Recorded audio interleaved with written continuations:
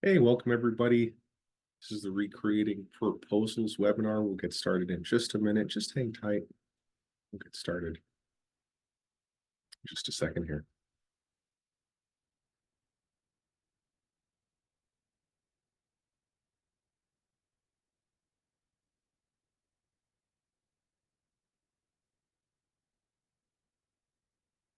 Welcome everybody. Getting started in just 1 second, just giving people a chance to file in. If you guys can keep yourselves on mute just for the time being, we're going to have a Q&A session afterward, but there's a big group here, so just to cut down on the background noise, just make sure you're on mute. That's quite all right. My colleague Jeremy Castro is in the building. He'll be answering questions as well live during the chat, in the chat during the session. And then again, we'll have Q&A afterward as well.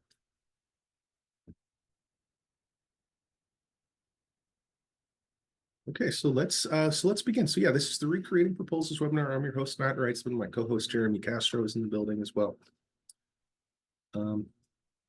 Today, we're going to be recreating a proposal. I'm going to be doing a demonstration of recreating an existing proposal that I had in a PDF format, and I'm going to be recreating that in the new Aurora system. I'm going to be using the Einstein proposal template, and I know many of us are moving from that legacy Aurora system to the new Aurora system, so you're probably familiar with the Einstein template. You might even be using the Einstein template. If you're not, though, that's quite all right. The techniques I'm going to be displaying to create this proposal, to recreate this proposal, you can use to recreate any proposal that you wish here. So follow along, check it out, see what I have to say here. And I think the techniques, we're going to learn a lot of great techniques. And we've made a lot of improvements too. I'm really happy to show these improvements to you guys. So I do think that you're going to like it here. Okay, so for today, what are we going to talk about? Well, we'll go through an overview.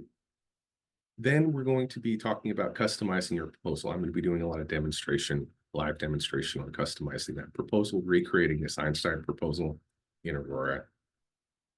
And we're going to talk about all the different features as well. We're going to talk about all the great new features that we have to offer in the new system, what's available today and what's coming soon. And then we'll have some time for Q&A at the end as well. And if you have questions, you can type them into the chat box as well as we go along, or you can save them to the end. That's fine as well.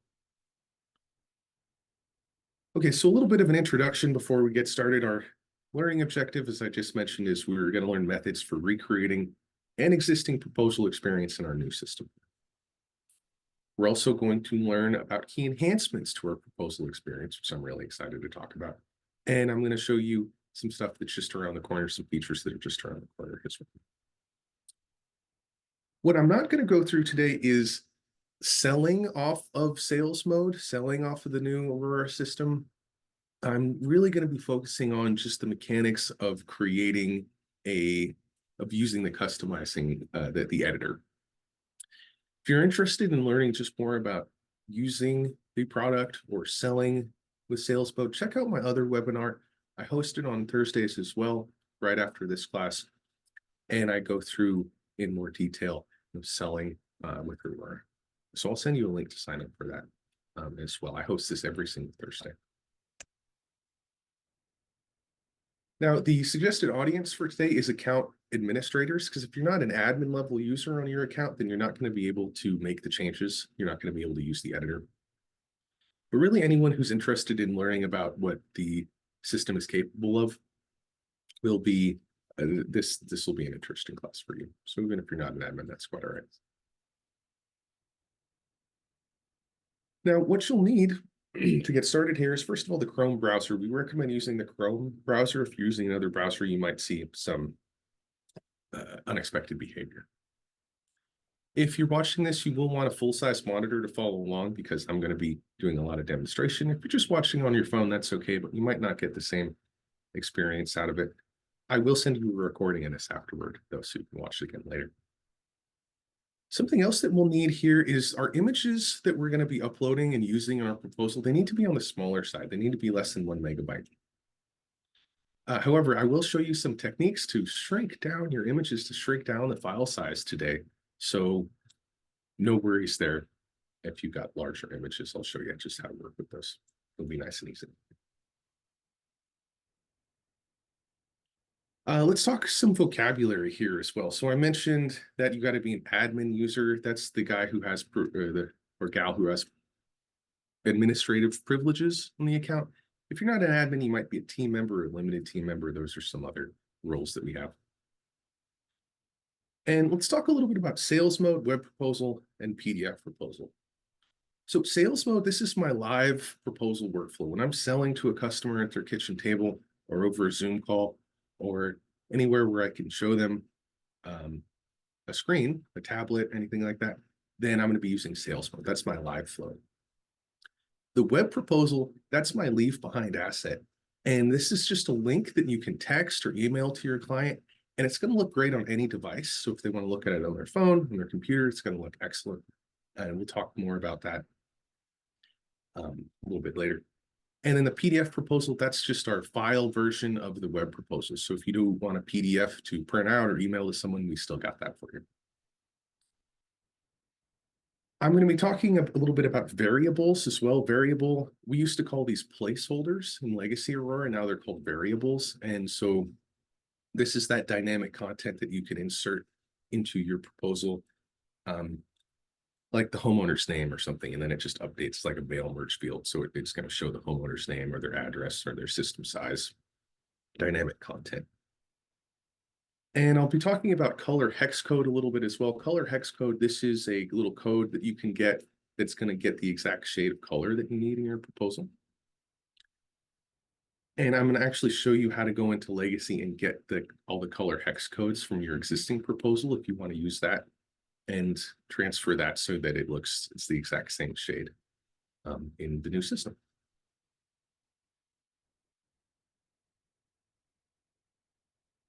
And with that, we can launch into a little bit of demonstration here, which I'm excited about. But first, you might be thinking, why move? Why are we moving? Why move to a digital proposal? And the deal is you can get a lot of benefits out of a digital proposal that you can't get with the PDF. You can get web analytics, so you can see when the homeowner has looked at your proposal, what time they opened it, if they haven't opened it. You can get those details out of Aurora.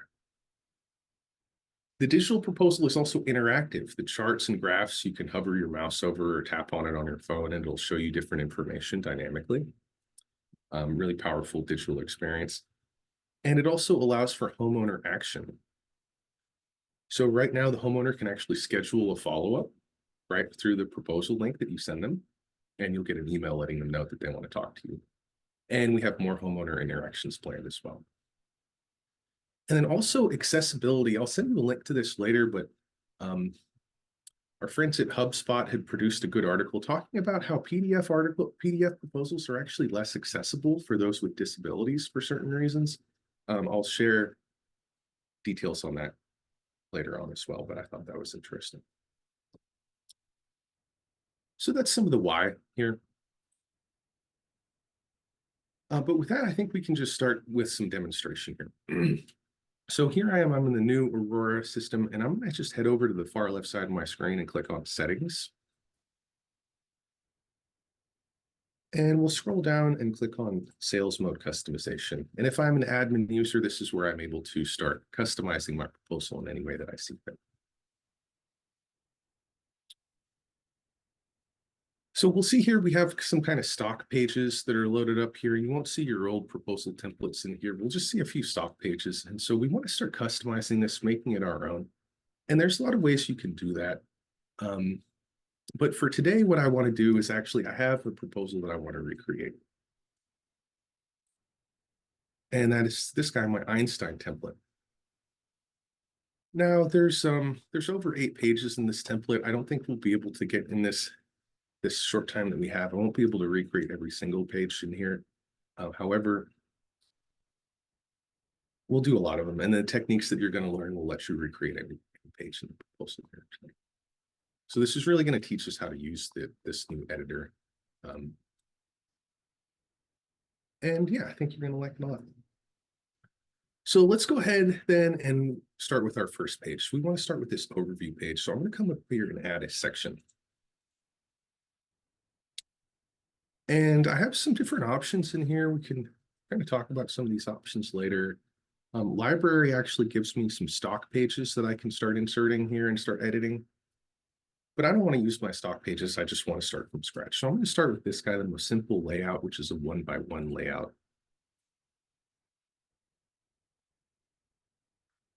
And we'll give it a name. It's kind of my intro page. And so right here, we can see we've got our kind of blank canvas on the right-hand side with a section and a cell level. We'll talk about what those mean in just a second. On the left-hand side, we have some visibility options. Do I want this in my sales mode, in my web proposal, or both? This section I'm creating. We have some PDF options as well, because we are thinking about PDF. I know a lot of us still prefer PDF here, so we've got PDF options. And then as we scroll down, we'll see that I have a lot of these content blocks. And what I'm going to be doing is grabbing these content blocks and dragging them into my canvas right here. And there's a lot of them here. You can see that we've added quite a few different new features in here. So I'm excited to show you all these. This one at the bottom, grid, is actually going to be really important. We'll get to that in just a second. But if we're taking a look at my proposal, and I've got this image here in my proposal that's kind of dominating most of this first page. And I want to take this image and I want to insert it. That'll be my first step, is inserting here. Now, if you have your images already saved to your hard drive from your marketing department or something like that, then you can just upload those. It's pretty easy. But let's say you don't have that image saved as an image file. All you have is this PDF, your existing proposal. We can actually convert this to an image pretty quickly here to insert. So if I come right up here, if I just kind of blow this up a little bit, here's my PDF. And I can't upload PDFs directly into the system. It's got to be an image file, but I can convert this to an image file really quickly here. So I'm on Mac, and I've got a keyboard shortcut. Keyboard shortcut is Command-Shift-4. And that turns my cursor into this guy, and I can just click and drag to take a screenshot. If you are on Windows, then the key will be Windows key, Shift S to take a screenshot. Jeremy's put that shortcut in the chat. I'm also going to send you a link later, an email later, that has all this information I'm talking about, so you don't have to memorize this right now. But there you go. I just converted this to an image. It's just about ready to upload. However, what we'll see here, so let's do this. So I'm going to come over here to my blocks, and I'll drag in an image. I'm going to drag this into the cell level, not the section level, but the cell level in the middle. And now I'm ready to just upload my image. What we're going to find, though, is that this image is a little bit too big. We need a smaller file size for these. Keeping a smaller file size is what's going to let this proposal load very quickly, even if your customer is looking at this on their mobile device. So that didn't work, but it's actually quite simple to shrink these images down. So let me open this up again. Here it is. Now, if I'm on Mac, all I got to do is come up here to File and then Export. And then down here, I can just choose the file size, and I'll just make sure it's under 1 MB. Now, if you were on Windows, which many of you are, there's going to be a similar technique. I can't demonstrate it right now because I'm on Mac, but we'll send you some tips later on for how to do that. But just know that it's very easy to get this done. So it should be complete now.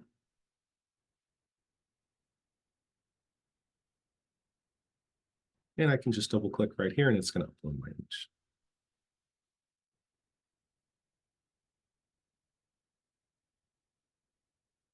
Great, so we've taken our first step now to recreating this proposal. And we've learned a little bit about how to use the editor, right? We're just dragging our content blocks into the canvas here. Now for my next step, the rest of this proposal page is kind of dominated by this lovely shade of green right here. And I want to get this exact same shade in my new proposal. There's a lot of ways of getting to this, but I'll show you one here that I think is easy.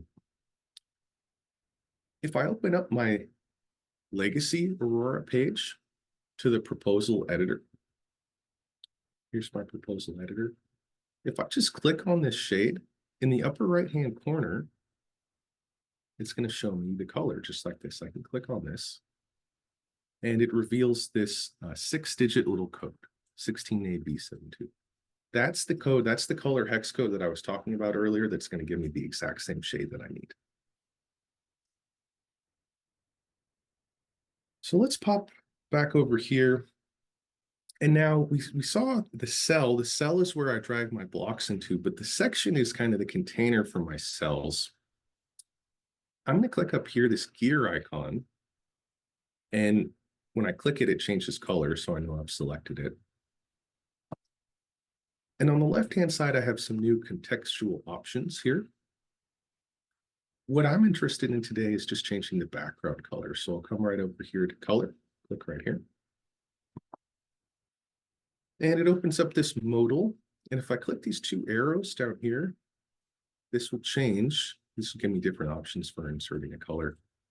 And then one of them right here is hex code. So we'll just say 16AB72. And I get that same exact shade of green here for my company colors, whatever your colors may be. Okay, so I think we're looking good now. Now, the next thing I want to do is I want to have this text down here at the bottom, and I want it in the exact same place. I want it in this lower left-hand corner.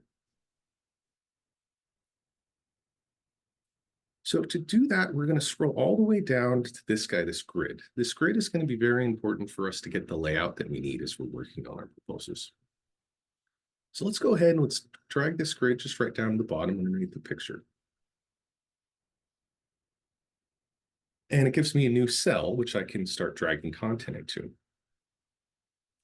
Now, to get the exact layout, to get the very nice layout that I need here, we're going to do something a little fancy. I'm going to come over here to the grid level. Click this gear icon, changes colors. And I'm going to do this. I'm going to start adding some cells into this grid, 1, 2, 3, 4. And they stack on top of each other just like this. And then I'm going to increase the column count to 4. So now each cell is in its own column. And that's going to get us the layout that we need. So I can have my text down here and down here, right? And that's going to give us that same look that we had before. I'll explain that. Might seem a little new, a little different. I'll explain the reasons for this in just a second here. But at this point, I can go ahead and drag my text block right in this cell.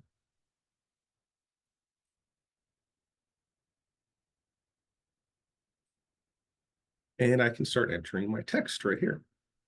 Very good. So I can actually just copy and paste some of this just to save time. I can come here and do a Control-C, copy this, paste it right over here.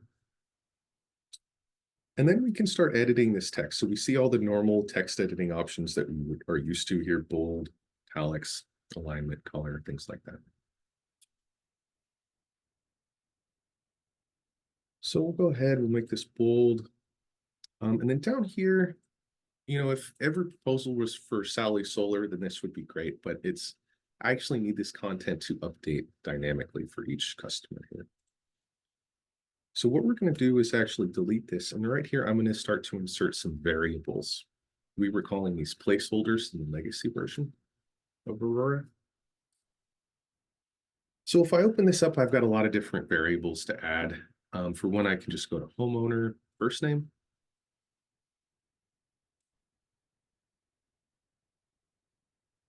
Yeah, homeowner last name. And start a new line, and then we'll go to homeowner address. And I can also just search for my variables right here. So I can just type in address if I'd like to. Okay, so that looks good. Then I'll just highlight all this and change the color to white. Whoops. Okay. And now we are well on our way. So what's the next step here? Well, we'll just come in here and do the second box here. And the second box says verify Solar, generic email address, and then that phone number.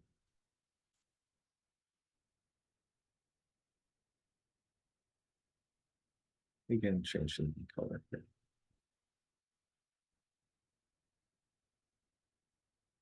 Now, if we want to see what our work is looking like right here, we're going to have to preview it.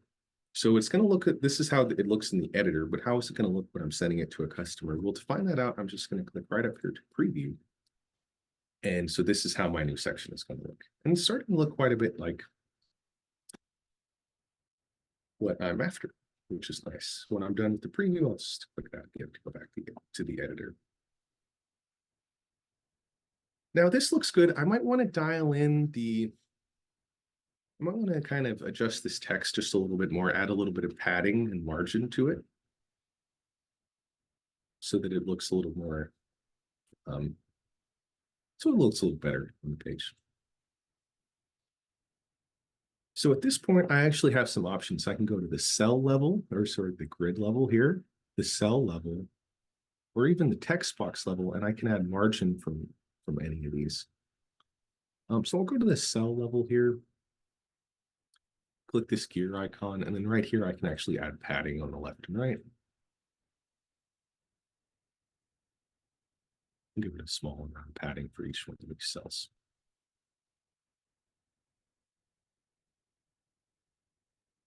And if we preview it again, we can see that it's looking a little bit better. The layout is looking a little bit nicer than it did before.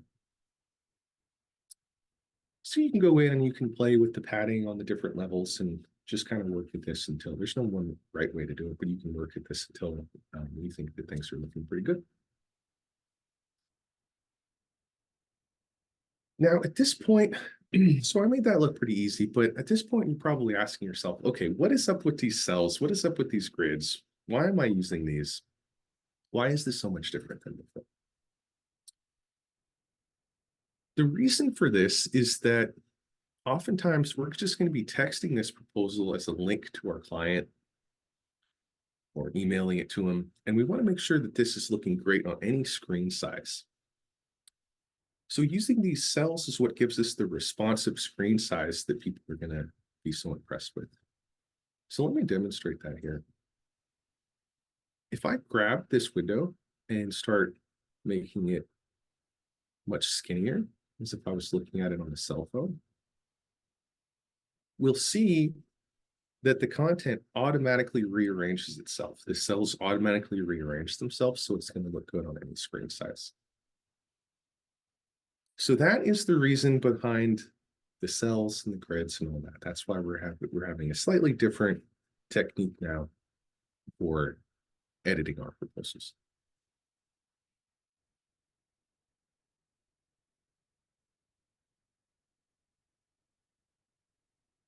And this might seem like a lot. We're working on, we're making a new proposal here. It might seem like a lot, but keep in mind we only have to do this once, and then we're able to use this same proposal over and over again for our customers.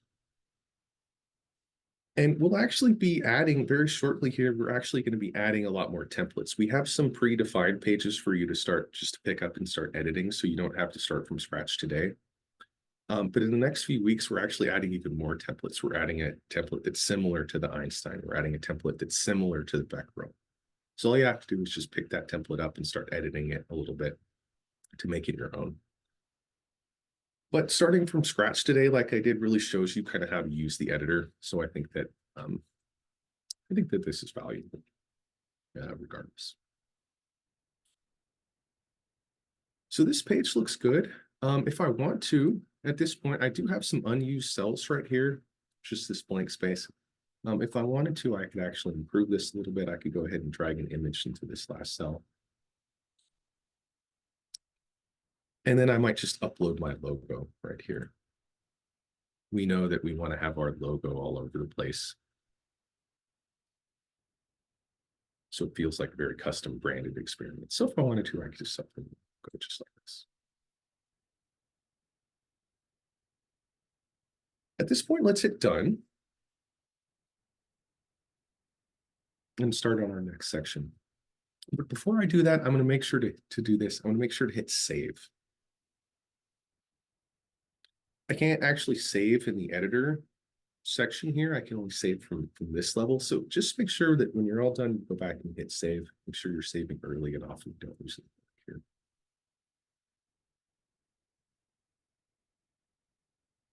Okay.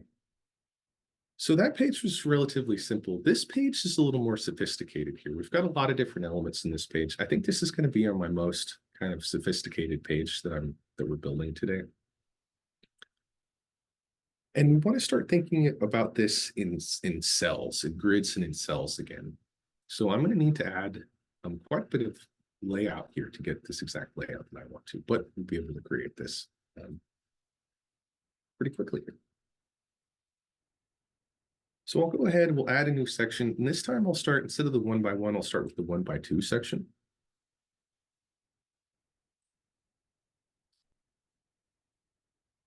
And this is called Universe Systems.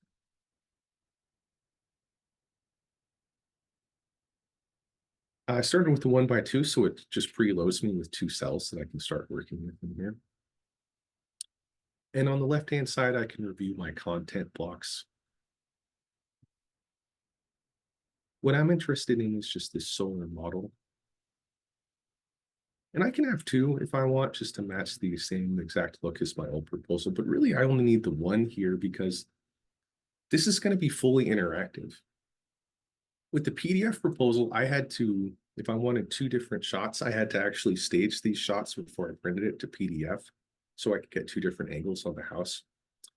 And if you still want to use PDF, then you might continue to do that. But with the web proposal and in sales mode, I can just show this. I can just open up the model and just show it at different angles for the customer. Or if they're using the web proposal, they can just click on it and then rotate around and look at it from each side of them. So I don't really need the 2, but I'll just do the 2 just to make it the same.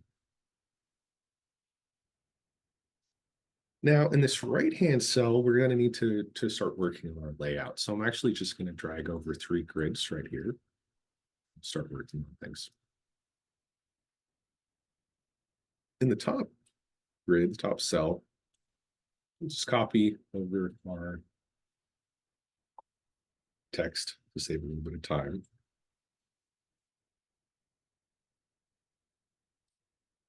And we'll start editing this just like this.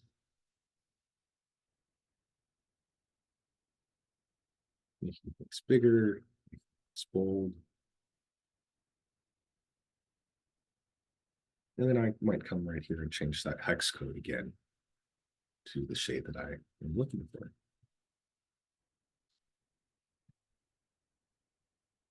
Okay, so that looks pretty good. Oh, excuse me.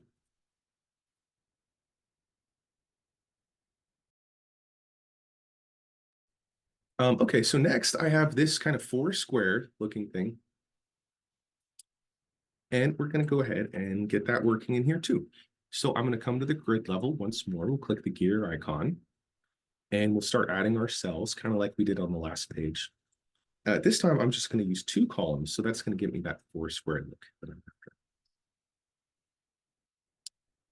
Now at this point, I have some icons in here. If you've got your own custom icons, you can upload those as images. Or you can use a new feature that we have here, which is just the icon feature here. So you can use our icon library to start building your proposals. Next, we'll add some text in each one of these cells. This one. And you can see I can just grab them and rearrange the order inside of the cell if I need to. There you go. And so what do we have here? Well, this one says system cost. This one is production. This one is system size.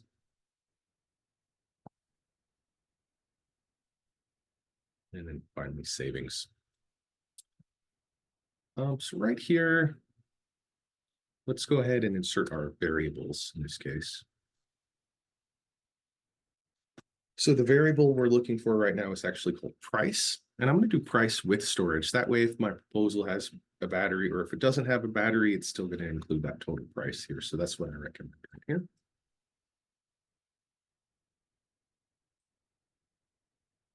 And then what else can we do? We can make this bold and kind of align everything. For this one, variable is production. Again, I can just search for the word production to find annual production.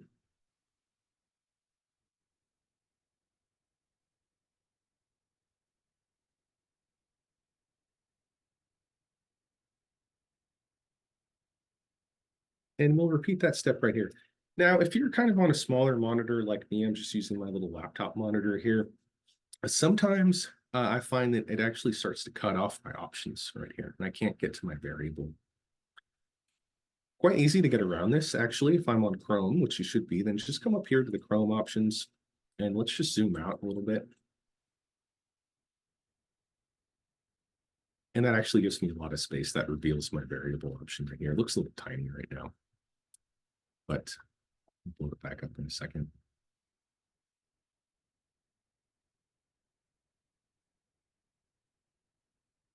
So we'll add our system size.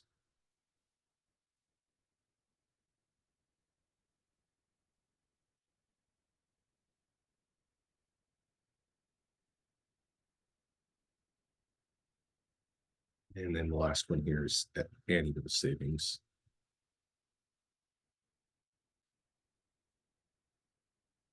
So I'll search for savings. And click on annual savings. And then, by the way, it's a little small on the screen right now because I zoomed out. But if you're wondering the definition of all these variables, they're just right here. You can just read the definition. So if you're looking for the right one, you can just find it and read the definition just like that.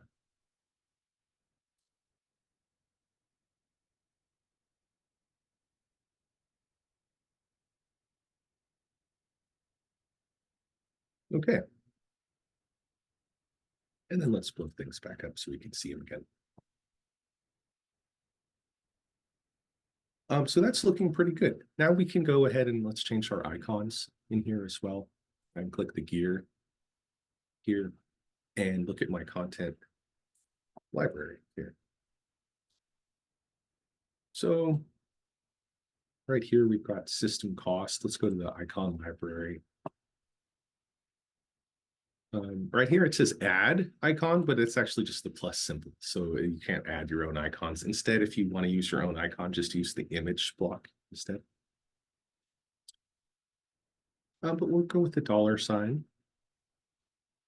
This one, a light bulb.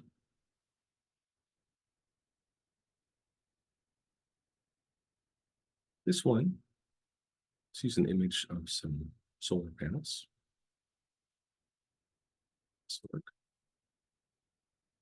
And then this one right here, how about the sun?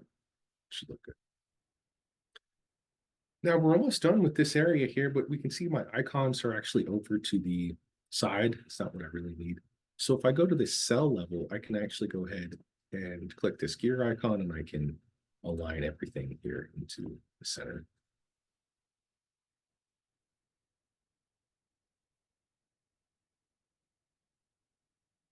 Oops.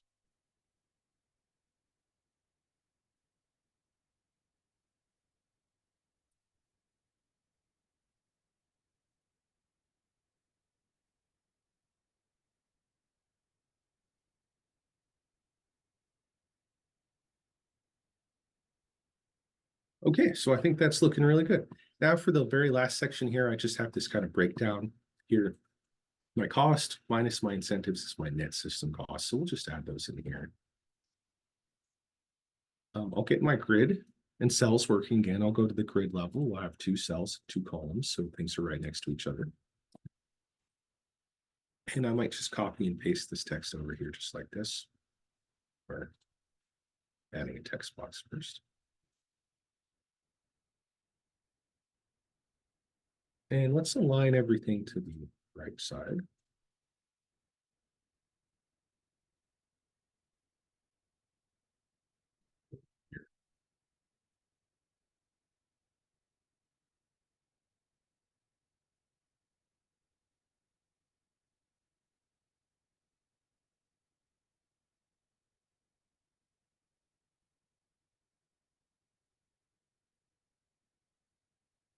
Here. Perfect.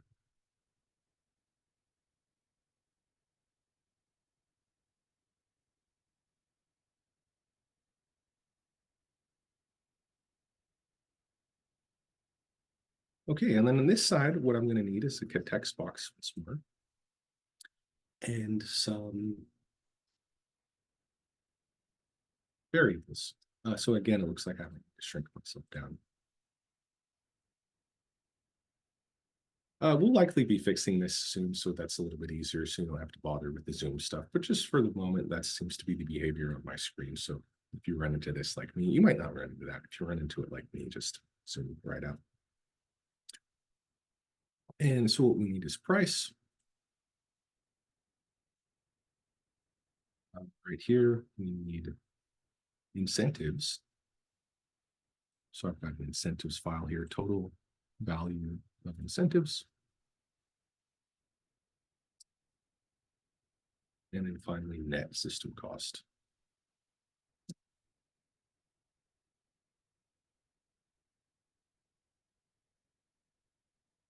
Net cost.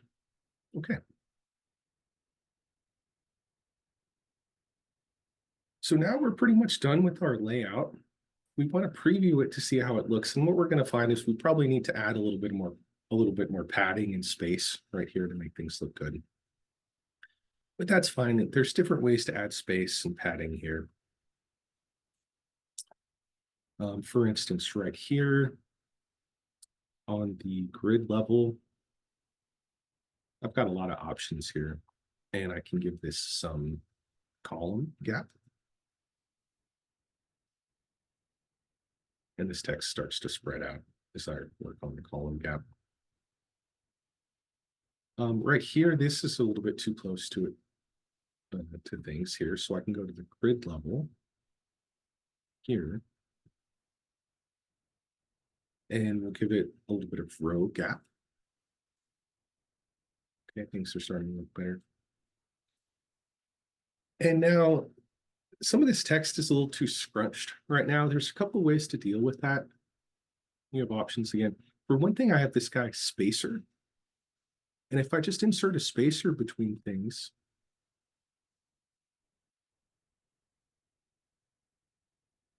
then that starts giving me some space like this. So I think that looks just fine. Something else I can do, actually, instead of using a spacer, what I've been using lately, is if I come all the way up to the cell level, this cell that contains all these other grids, I can click right here, and there's an option called gap.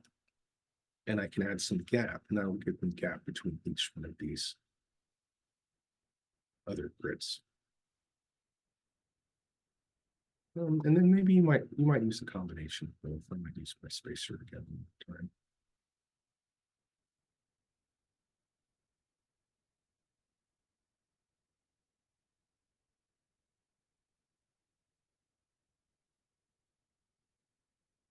And it's just fighting me a little bit.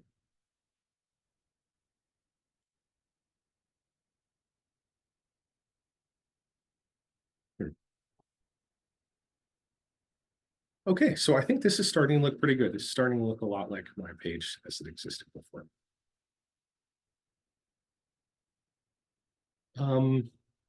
Yeah, I'm liking the way this looks. Good. Okay, so we've spent some time. We got another 20 minutes. I can run through a couple more pages here, maybe one or two more pages, and then we can start to take some questions as well.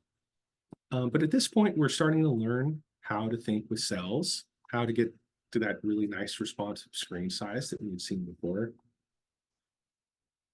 This next page here, I might skip over this page today because this page right here just contains some of the exact same techniques we just learned. We're going to add a section, throw in a few cells here, throw in some icons, change the color, make things bold. It might not be that useful to see that. So let's actually jump in. Let's jump to the next page here. This page right here, my rebates and incentives page, this has some new techniques that I'd like to demonstrate. So let's just skip straight ahead to that. I'll go ahead and add a section. I might use the 1x2 again.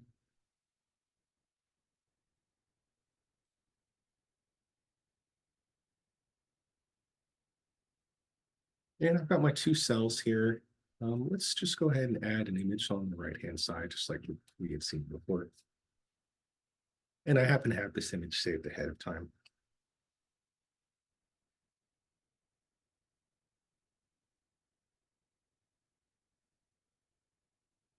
Now on this side, we'll need, let's get a grid going here. Let's get a few grids going. At the top, we have text again. So I'll just copy and paste that from my PDF proposal over here.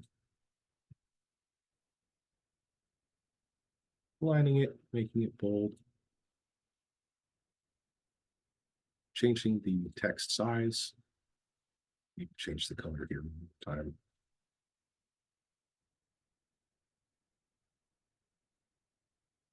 Now, for this next section, so this is just talking about my incentives. How much money am I going to save the incentives that I can qualify for? So I can go ahead and I can use the same techniques that I had done before where I'm inserting the variable. But actually, let me go ahead and show off another new feature that I happen to like. And that's down here, I actually have, in addition to all these different graphs and things, I actually have a few different tables here. And then one of my tables is just an incentives breakdown. So I could just drag in this incentives breakdown just like that. Right here, then if I go to the grid, I can actually edit the kind of information that I want to show in here. Maybe I just want to show the totals here, make things nice and clean and easy.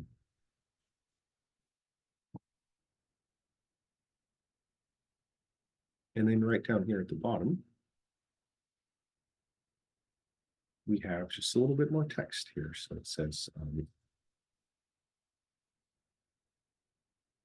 receive a credit on your system. And then it says, actually says the 20, this is an older proposal, it says the 26% federal ITC will phase out after 2020. Well, that's not true here anymore. So we can add some new text here.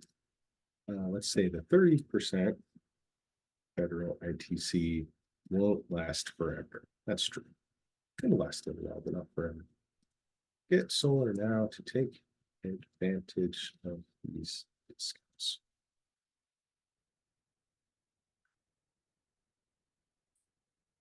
Great.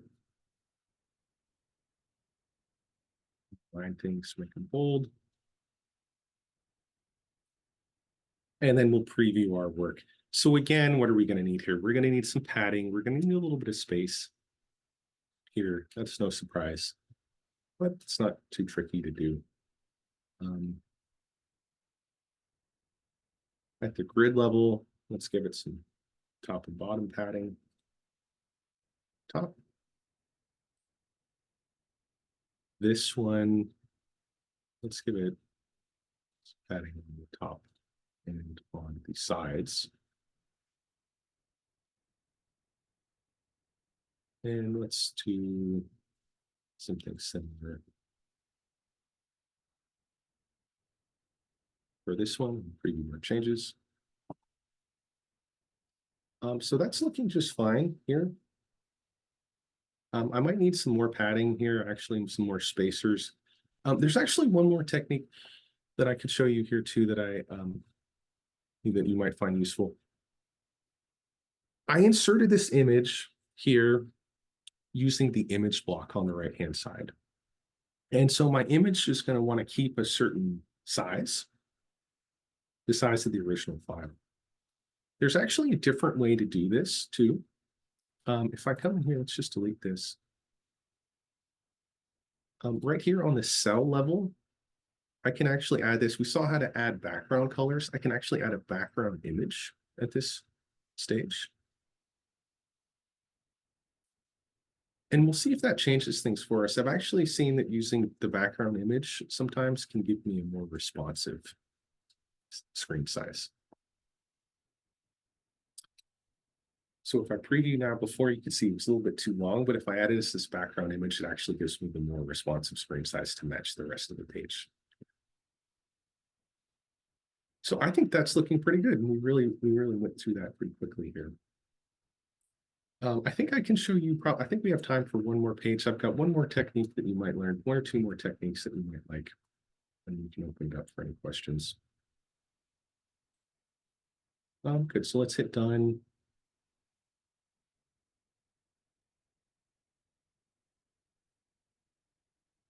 This will take a moment. Good, and then let's hit save. Remember, always hit that save button once we like our progress here.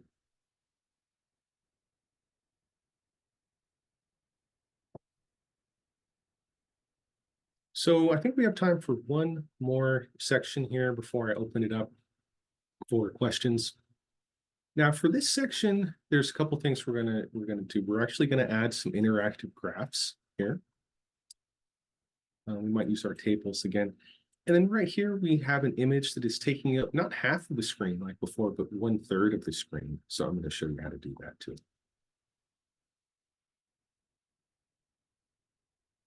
So we'll start then with section. Let's go with the one by one.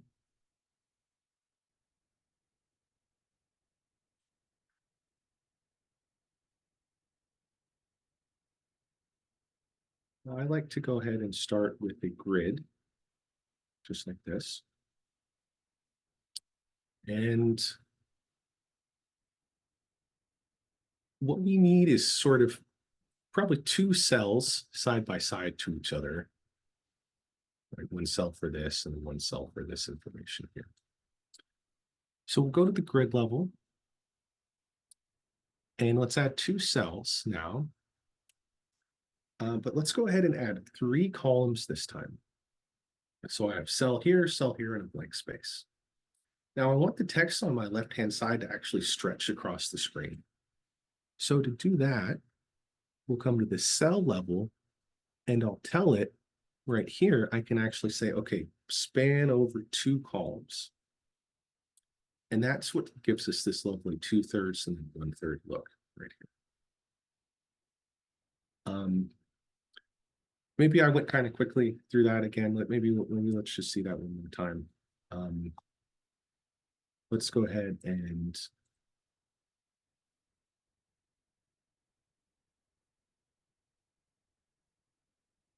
see that one more time. I'm going to throw in the grid. Okay, gives me some layout options when I start using this grid. And there's different ways to do this. I can actually go to the section level, go to advanced and start adding cells here. So there's a few different ways to get at this. This is just one way. But again, let's go to now the grid level. Have 2 cells with 3 columns. And then for this cell, I increase the column span, and that gives me that 2/3, 1/3 look right here. So at this point, of course, we'll throw in our image just like we had before.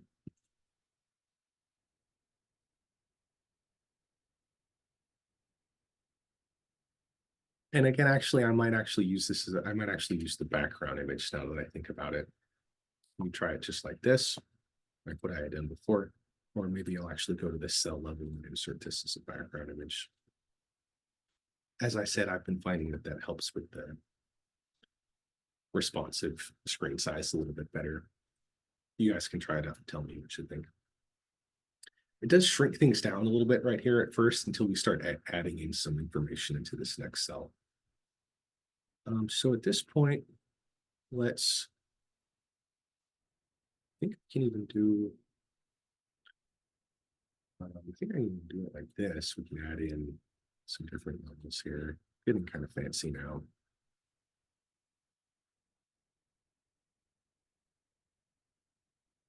And right here, we need some text, of course.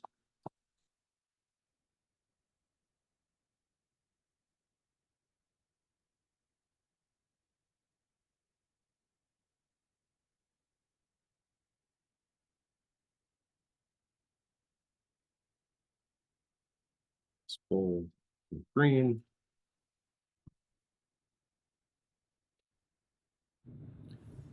Next, we'll see we have some more options for interactive graphs. And if we look at our proposal again, we can see we do have a list of components that go into this page. So to get that accomplished, we'll just scroll down and we'll use the system line items here. We can click this gear icon and we can decide exactly what we want to see in this table, which is nice. I'll just leave everything here for the time being, but you can decide what it is that you'd like to see here. Likely we'll need a little padding on this grid or in this cell, so I'll give it a bit of left-right padding so it looks nice on the page. Maybe even a little bit of top bottom padding as well. And then finally, the next thing we see here are some charts and graphs. Now, I don't have this exact pie graph anymore, but I do have this production and consumption chart. So we'll go ahead and we'll add the production and consumption chart now, just like this, into its own cell.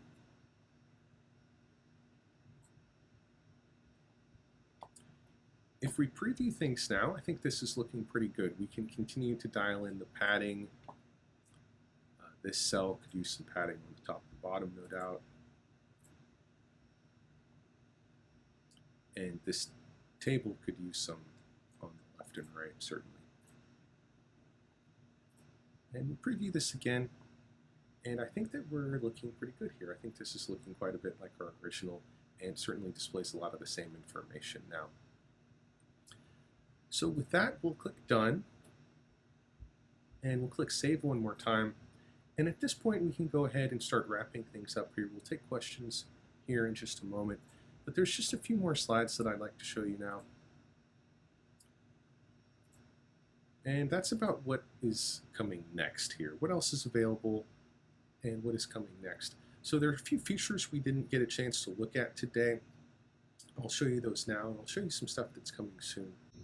One of the new features I really like that we didn't get to see is the ability to insert videos into our proposal. So a lot of us had asked for this in our legacy Aurora proposals, but now we have the ability to insert some videos. So a good use for that is just to insert that into your web proposal. You might not include it in your live sales mode presentation, but you can include that in the web proposal, and it should look really nice right in there. Something else we didn't take a look at yet was the editable library. When you're adding sections into your proposal, you can actually select the library option, and you'll see many different pages that you can insert into your proposal and start editing. They're sort of pre-built stock pages that you can go ahead and start editing. So those are two features that we have already that I quite like. We didn't get a chance to see those today, but something you might look at as you're building out your proposals. Something else I'm really excited about, which is just around the corner, is the ability to have proposal templates as well. Right now, we're able to build many different pages into our sales mode and web proposals, and then before you get to the presentation, you can decide which pages you want to show and which pages you don't.